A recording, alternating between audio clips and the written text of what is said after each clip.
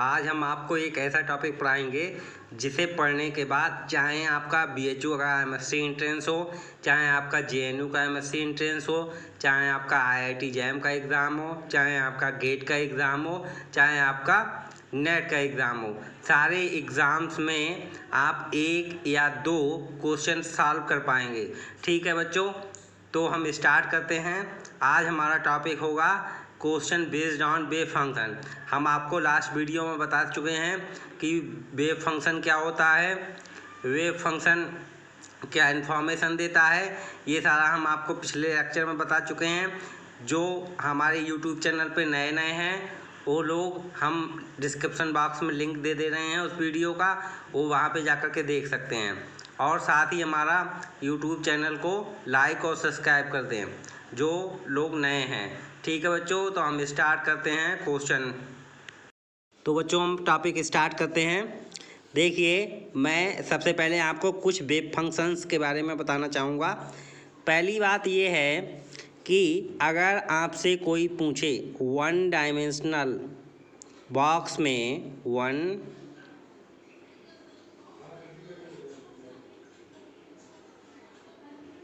Dimensional box के लिए wave function क्या होता है, तो वन डायमेंशनल बॉक्स के लिए वेव फंक्शन होता है √2/L, या कहीं कहीं पे ए भी लिख देते हैं, sin nπx/L। ठीक है बच्चों, क्या होता है वन डायमेंशनल बॉक्स के लिए जो आपका वेव फंक्शन होता है वो होता है √2/L sin nπx/L। ठीक है बच्चों, और एनर्जी जो आता है वन डायमेंशनल बॉक्स के लिए, ठीक है, वो कैसे कितना आता है, ये आएगा आपका n² h² π²/2mL²।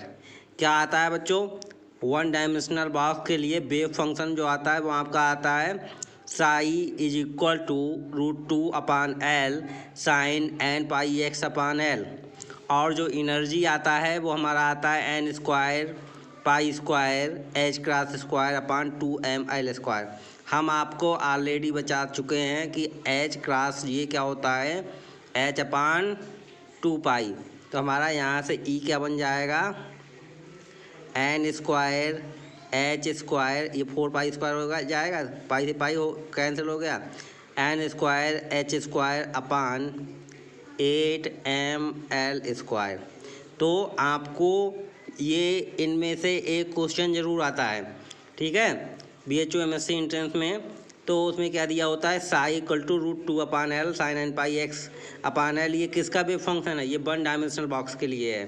ठीक है, यहाँ पे L क्या है, वो बॉक्स की लेंथ है, ठीक है, साइड है, साइड, ये क्या है, बॉक्स की साइड है। ठीक, एनर्जी कितना आता है, n² π² h²/2mL²। अब आप पूछेंगे m क्या है सर, तो m उस पार्टिकल का मास है जो उस वन डायमेंशनल बॉक्स के अंदर क्या कर रहा है, मोशन कर रहा है।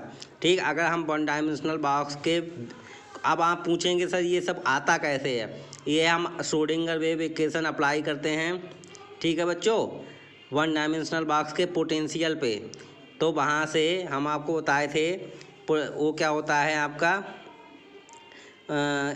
जो श्रोडिंगर वेव इक्वेशन में E - V आता है जो, तो जो V आएगा, V हमें पता होता है। देखिए, वन डायमेंशनल बॉक्स को ड्रा करना चाहें तो ऐसे 0 से A, ठीक है, तो 0 से A में क्या है, 0 से A में हमारा पार्टिकल पाया जाएगा, ठीक है, और बाकी पे आउटसाइड नहीं पाया जाएगा। अगर हम इस B को ड्रा करेंगे, तो B को ड्रा करेंगे हम आने वाले वीडियो में, नेक्स्ट वीडियो में आपको पूरा सॉल्यूशन करके दिखाएंगे। तब तक के लिए आप इतना जानिए कि ये जो वेव फंक्शन होता है वन डायमेंशनल बॉक्स के लिए, ये होता है √2/L sin nπx/L। ठीक है, एनर्जी होता है n² π² h²/2mL², और h² की जगह हम h/2π रखेंगे, तो एनर्जी क्या बन जाता है, n² h²/8mL²। अब आपसे कोई टू डायमेंशनल बॉक्स के लिए पूछे तो क्या हो जाएगा बच्चों, 2 2D बॉक्स के लिए पूछे अगर आपसे, तो यहाँ पे अब वेव फंक्शन आपका बन जाएगा √2y L, एक और है L स्क्वायर इंटू 2 फिर होगा, यानी 2 इंटू 2 4 हो जाएगा। यहाँ पे क्या हो जाएगा साइन n पाई x, ये n1 कर देंगे, 2 डायमेंशन है n1 अपान L, ठीक है। अब यहाँ पे L और यहाँ पे भी हम क्या कर देंगे साइन n2 पाई x अपान L, ठीक है। अगर 2 डायमेंशन बॉक्स के लिए वैसे हम जनरल बात करें तो क्या हो जाएगा बच्चों, √4y L स्क्वायर साइन,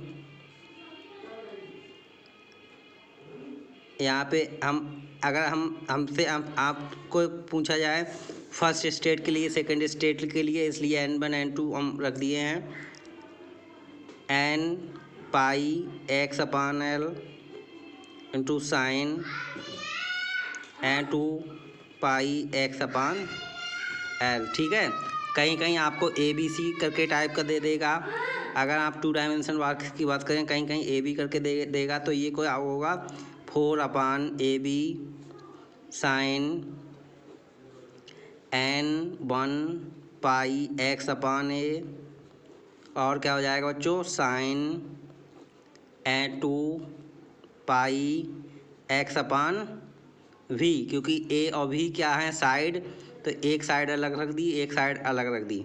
तो आपका 1 डायमेंशनल बॉक्स के लिए क्या था आपका √2 अपान L साइन n पाई x अपान L। एनर्जी जो आया था आपका वो आया था n square pi square h cross square upon 2ml square. h cross की वैल्यू रखने के बाद एनर्जी आपका n square h square upon 8ml square.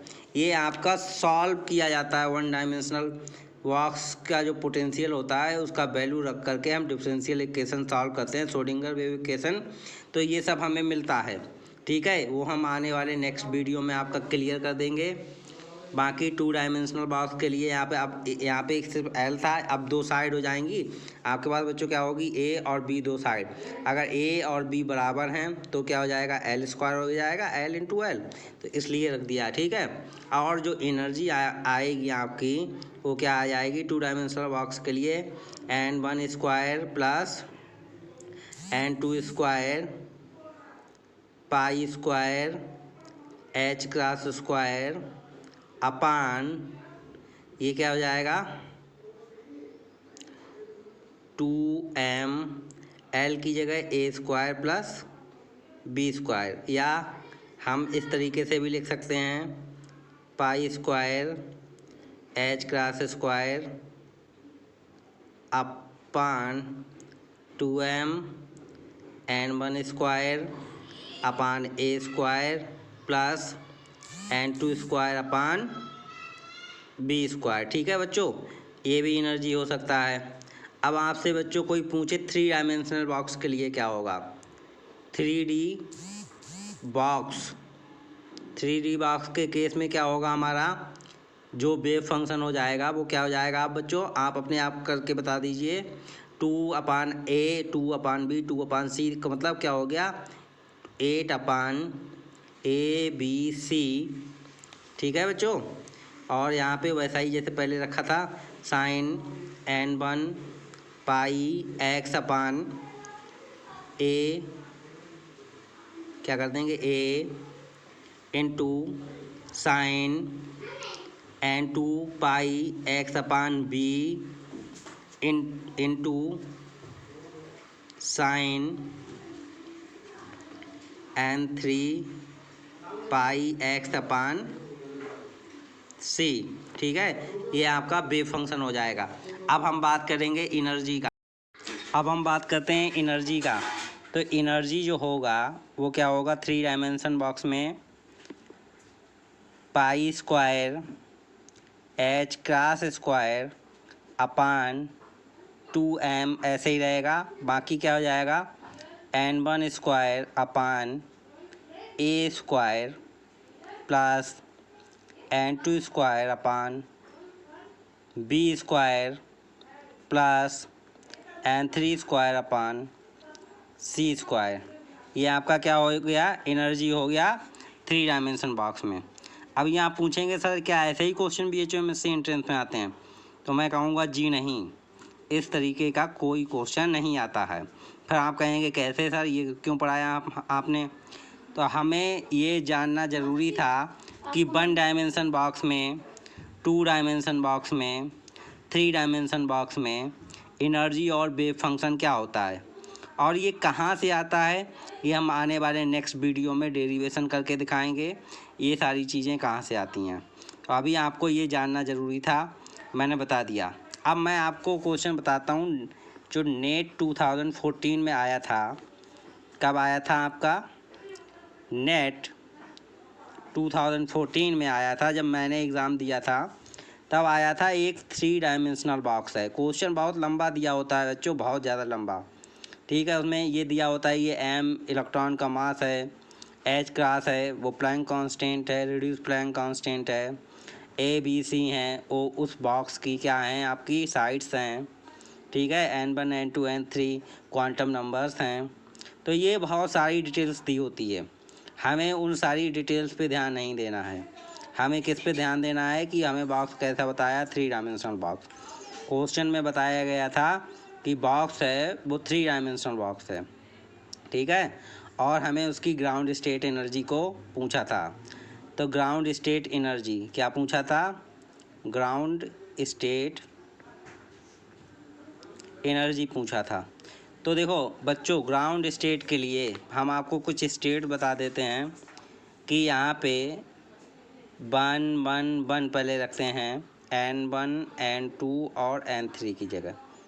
यहाँ आपका ग्राउंड स्टेट हो गया 1 1। लेकिन अगर आपसे कोई कहे ये लेवल कौन सा है, तो लेवल आपका फर्स्ट है, स्टेट है वो ग्राउंड है। यहाँ पे बहुत ध्यान दीजिएगा बच्चों, यहाँ पे बहुत कन्फ्यूजन हो सकती है क्वेश्चन में। बच्चों के क्वेश्चन दोनों तरीके के आ सकते हैं, वो लेवल भी पूछ सकता है और ग्राउंड स्टेट एनर्जी भी, स्टेट के हिसाब से भी पूछ कर सकता है, लेवल के हिसाब से। तो ये कौन सा है? ये ग्राउंड स्टेट है, लेकिन लेवल ये फर्स्ट लेवल है, ठीक है।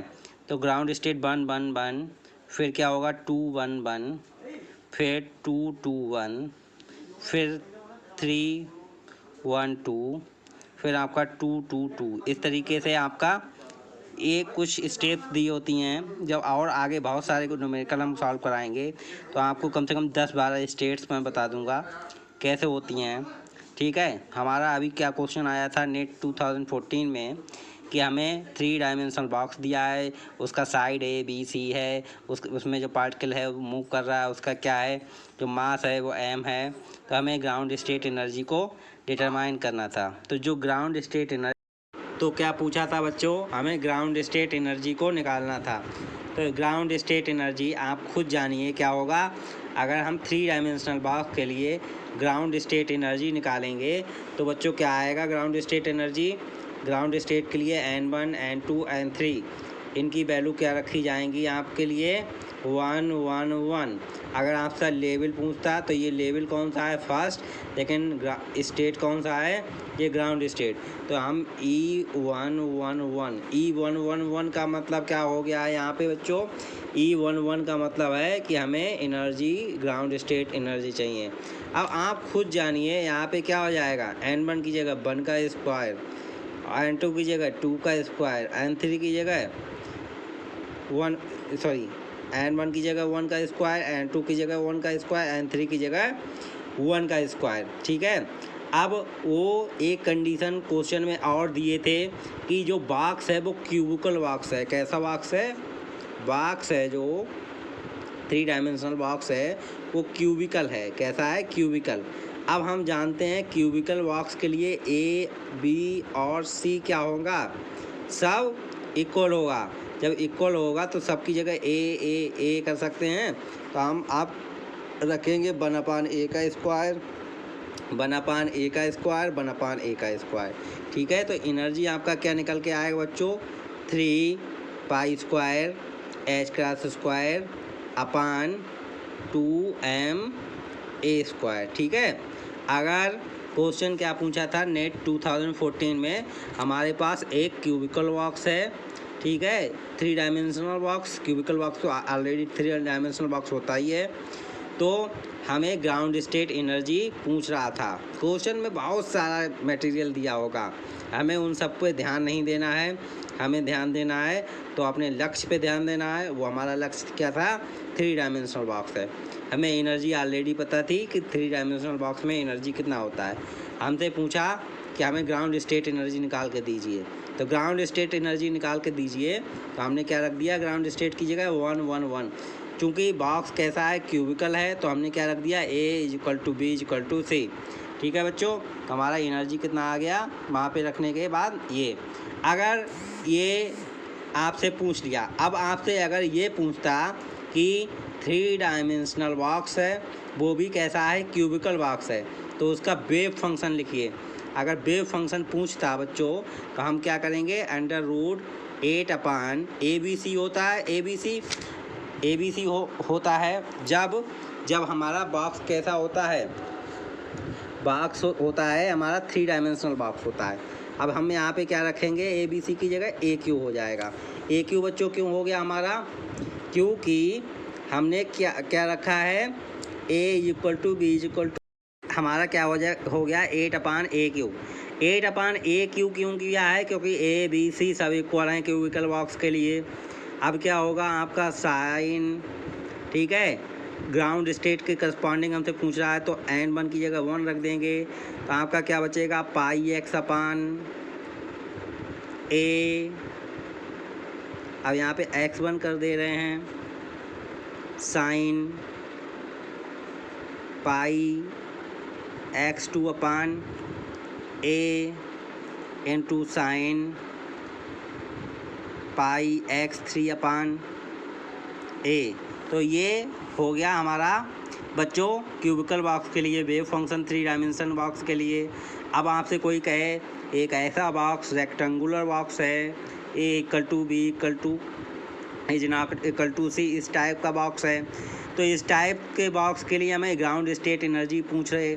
अगर क्वेश्चन में पूछता है, ये पूछे जाते हैं बच्चों, ठीक है। मैं जब आपको BHU MSc एंट्रेंस का, IIT जैम का, नेट का, गेट का जब क्वेश्चन पेपर सॉल्व करवाऊंगा तो आप देखना खुद से ये कितनी बार पूछे गए क्वेश्चन हैं, ठीक है। अगर हमारा बॉक्स कैसा है? क्यूबिकल बॉक्स, ठीक है। तो हम यहाँ से एनर्जी कैसे निकालेंगे? देखिए E = हमारा बच्चों क्या हो जाएगा? π² h²/2m। n1 की जगह 1 का स्क्वायर/A² प्लस A और B इक्वल हैं, तो हमारा फिर क्या हो जाएगा? 1² B² की जगह हम क्या रख देंगे? क्योंकि A B इक्वल हैं, तो हम क्या रख देंगे? A², ठीक है, प्लस इसकी जगह हम क्या रखेंगे? 1/C², क्योंकि ये C² बराबर नहीं है उसके, तो हमारा क्या हो जाएगा बच्चों? π² h²/2m। ये क्या हो जाएगा? 2/A² plus 1/C²। ये हमारा कब? जब हमारा रेक्टेंगुलर बॉक्स होगा, तब ये हमारा एनर्जी आ गया। वेव फंक्शन कैसा हो जाएगा आपका? A² × C हो जाएगा, बाकी यहाँ पे हम क्या रख देंगे? C, बाकी ये भी इक्वल हैं। तो इस तरीके से हम एनर्जी, ग्राउंड स्टेट एनर्जी या आपका लेवल, जो भी लेवल पूछे उस लेवल का हम एनर्जी डिटरमाइन कर सकते हैं बच्चों, ठीक है। अब हम बात करते हैं कुछ क्वेश्चंस जो कि आए हुए क्वेश्चंस हैं, उन पे नज़र डालते हैं। देखिए बच्चों,